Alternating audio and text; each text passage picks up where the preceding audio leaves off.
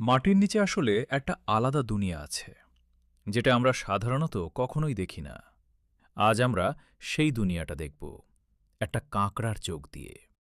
এই ছোট্ট ক্যামেরাটা কাঁকড়ার শরীরে লাগানো হয়েছে, আর এখন সে ধীরে ধীরে ঢুকে পড়ছে মাটির ভেতরে।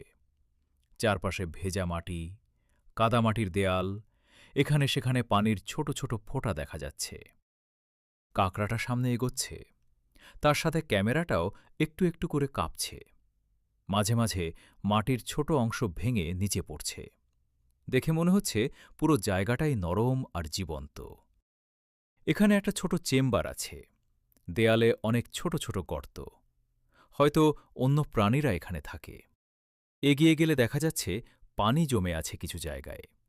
কাকড়া হেঁটে গেলে পানিতে ঢেউ তৈরি হচ্ছে। কিছু পথ এতটাই সরু যে ক্যামেরাটা প্রায় মাটির সাথে লেগে যাচ্ছে। ধীরে ধীরে আমরা আরও গভীরে চলে যাচ্ছি। চারপাশে এখন আরও অন্ধকার।